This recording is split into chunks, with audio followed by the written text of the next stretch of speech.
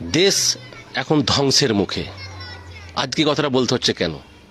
Voter চুরি নিয়ে যে আন্দোলন শুরু করেছে রাহুল গান্ধী, দিল্লিতে তার আজ কিছু লক্ষণ দেখা গেল, যাতে পরিষ্কার বোঝা যাচ্ছে যদি সাধারণ মানুষ না জাগে তাহলে দেশ ধ্বংসের মুখে নিশ্চিত। নমস্কার, আদাব, সালাম, আমি নকিবুল সালাম, আপনাদের দেশের বাংলার আওয়াজ। আজকে দিল্লিতে ভোট চুরি নিয়ে ছিল আন্দোলন রাহুল গান্ধীর নেতৃত্বে, ইন্ডিয়া জোটের পক্ষ থেকে। পশ্চিমবাংলা থেকেও অনেক সাংসদ প্রতিনিধি গেছে, তার মধ্যে অসুস্থ হয়ে পড়েছেন মহুয়া মৈত্রী এবং মিতালি বাগ। সেখানে ধোঁকায় ধোঁকা। সেখানে দিল্লি পুলিশ তাদেরকে বলেছিল যে আপনারা চলুন বাসে, আপনাদেরকে নিয়ে যাওয়া হবে কমিশন অফিসে, কিন্তু তার জায়গায় নিয়ে যাওয়া হলো কোথায়? থানায়। থানায় যে বস করিয়ে রাখা হলো, বসিয়ে রেখেছিল 2:15 পর্যন্ত। তারপরে ইলেকশন কমিশনের অফিস বন্ধ, তারপরে ছেড়ে দেওয়া হয়েছে। মানে সব দিকটাই ধোঁকা। এখন কথা হচ্ছে, এটা কোনো রাজনৈতিক প্রোগ্রাম নয়। ভোটার কার্ড চুরি করা হয়েছে, ভোটার কার্ড জাল বানানো হয়েছে, সেটা এমনভাবে এভিডেন্স তৈরি করেছে রাহুল গান্ধী, যার উত্তর দিতে পারছেনি ইলেকশন কমিশন। ইলেকশন কমিশনের যে ওয়েবসাইট ছিল, বিভিন্ন মানুষ সেই ওয়েবসাইটেতে প্রশ্ন করেছিল যে কেন এটা হয়েছে, কিসের জন্য এটা হয়েছে, বিভিন্ন প্রশ্ন। তার কারণে ইলেকশন কমিশনের ওয়েবসাইট বন্ধ করে দেওয়া হয়েছে। দর্শক বন্ধুরা, ভালো করে ভাববেন কোথায় যাচ্ছে দেশ। একটা এভিডেন্স দিয়েছে রাহুল গান্ধী, 35 রুম নম্বর 35। সেই রুম নম্বর 35-এর ভোটার সংখ্যা কত জানেন? 80 জন।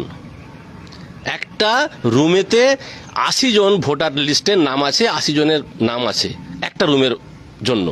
আর সেই রুমেতে একটা সাংবাদিক যে হাজির হয়েছিল যে এই রুম নম্বর 35, আপনি কোথা থেকে এসেছেন? বলছে আমি 1 মাসের ভাড়ায় নিয়েছি। 1 মাসের ভাড়ায় নিয়েছি। কজন আছেন? আমরা এখানে 2 জন আছি। আপনার ভোটার কার্ড আছে এই রুমের নামে? না। শব্দ আর গদি মিডিয়া নয়, শব্দ আজ তাক, ইন্ডিয়া টিভি, জি24 ঘন্টা, এবিপি, সব শব্দ নয়। কিছু ভালো মিডিয়াও তো আছে যারা নিরপেক্ষ জিনিসটাকে তুলে ধরার চেষ্টা করে। রুম নম্বর 35-এর নামে 80 জন ভোটার, তার জায়গায় দেখা যাচ্ছে সেখানে কোনো ভোটারই নাই, রুমটা ভাড়ায় দেওয়া আছে। ইলেকশন কমিশন কি করেছে? এরকম করেছে কেন? কাদের জন্য করেছে? কিসের জন্য করেছে? এই ডুপ্লিকেট ভোটার কার্ড বানানোর জন্য ফায়দা কারা পেয়েছে? দর্শক বন্ধুরা, জাগুন। রাহুল গান্ধী যে ইস্যু তুলেছে, এই ইস্যুতে সরব হতে হবে সকলকে। এটা রাজনৈতিক ইস্যু নয়, এটা দেশকে ধ্বংসের মুখে ফেলে দেওয়ার ইস্যু। দেশ ধ্বংসের মুখে যাচ্ছে, যা খুশি তাই। আমাদের গণতন্ত্রের অধিকার আছে, যদি কোনো অফিসারের ভুল হয়, সেটার জন্য আন্দোলন হয়, তাদেরকে জবাব দিতে হবে। জবাবটা দিচ্ছে না কেন? এখানে সুপ্রিম কোর্টকে বললো, সুপ্রিম কোর্ট এই বিষয়ে চুপ কেন? সুপ্রিম কোর্ট যদি কোনো রাজনৈতিক দলের দালাল হয়ে যায়, তাহলে পারে ভারতবর্ষের নাগরিক, ভারতবর্ষের গণতন্ত্র কোথায় যাবে? দেশ কি ধ্বংসের মুখে যাচ্ছে না মনে হচ্ছে এখনো? আমি একটার পর একটা এভিডেন্স দেবো। রাহুল গান্ধী যে কথাগুলি বলেছিলেন, যে এভিডেন্স বার করেছিলেন, তার জবাব দিচ্ছে না কেন? কিসের জন্য? ভয় কিসের? পশ্চিমবাংলাতেও যেভাবে আজকে দিল্লিতে আন্দোলন হয়েছে, ইন্ডিয়া জোটের পক্ষ থেকে বিভিন্ন রাজ্য থেকে সংসদ প্রতিনিধিরা গেছিলেন, বাংলাতেও সেই আন্দোলন হওয়ার প্রয়োজন আছে কি না? এটা CPM, BJP, Trinamool, Congress, others অন্য রাজনৈতিক দলের ব্যাপার নয়। এটা হচ্ছে ভারতবর্ষের গণতন্ত্রের ব্যাপার, ভারতবর্ষের সংবিধানের ব্যাপার, আপনার আমার ভোটের অধিকারের ব্যাপার।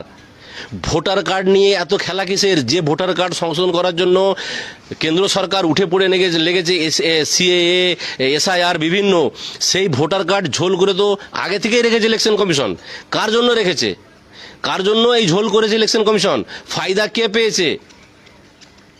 ভাবতে হবে। এই ভোটার কার্ড ঝোল নিয়ে কিন্তু সারা ভারতবর্ষ উত্তাল হতে চলেছে। নরেন্দ্র মোদী কতদিন ওই সিটে বসে থাকতে পারবে সন্দেহ আছে। প্রত্যেকটি রাজ্যেতে নিশ্চয়ই এই ভোটার কার্ড নিয়ে আন্দোলন চলবে, পশ্চিমবাংলাতেও নিশ্চয়ই এই আন্দোলন চলবে, কিন্তু এই আন্দোলন থেমে থাকার আন্দোলন নয়। প্রত্যেকটি সাধারণ মানুষকে জাগতে হবে, প্রত্যেকটি সাধারণ মানুষকে প্রশ্ন করতে হবে, যে দলেরই আপনারা হন না কেন। আপনি যাকে ভালোবাসেন তাকে ভোট দেবেন, নিশ্চিত, এটা আপনার গণতান্ত্রিক অধিকার আছে, কিন্তু আপনার ভোটার কার্ড নিয়ে খেলা কেন? এটা কি করে হতে পারে? ভারতবর্ষের নাগরিক 1,40,00,000 বলুন, 35 বলুন, 30 বলুন, যাই বলুন না, যেটাই আছে, তার সাথে যদি 1 কোটি ঝোল ভোটার থাকে, কি করবেন, কি বলবেন? তারা সংশোধন করার চেষ্টা করছে বাংলাদেশি অনুপ্রবেশকারীদের জন্য, ঠিক আছে, সেটা একটা দিক। কিন্তু এইটা যেটা ঘটে আছে, যে ঝোল ভোটারদের নিয়ে নরেন্দ্র মোদী গদিতে বসে আছেন, উনিও তো সেই মানে চিটিংয়ের দলে পড়ে গেলেন।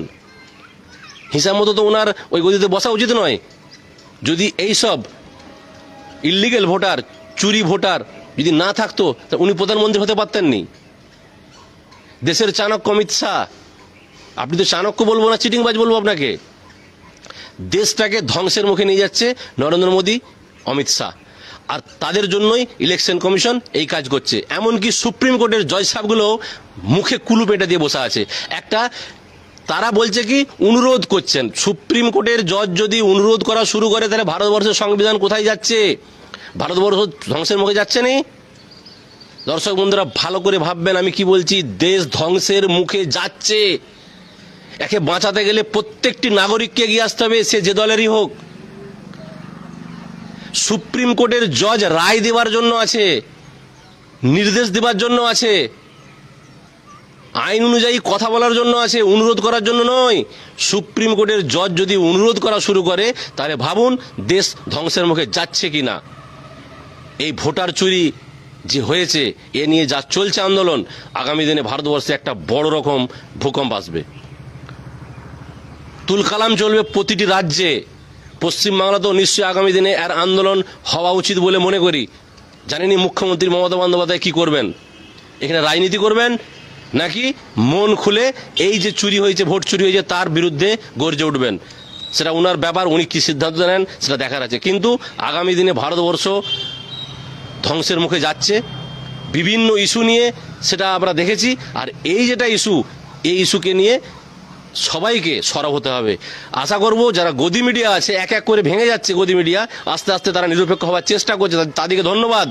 যারা আছে গদি মিডিয়া এখন এটাকে সাপোর্ট করার চেষ্টা করছেন, চাকরি ছেড়ে দিন, কমসে কম সত্যের সাথে থাকুন, এটুকুই অনুরোধ করব। ভালো থাকুন, সুস্থ থাকুন, বাংলা দেখে থাকুন। আমি নকিবুল ইসলাম।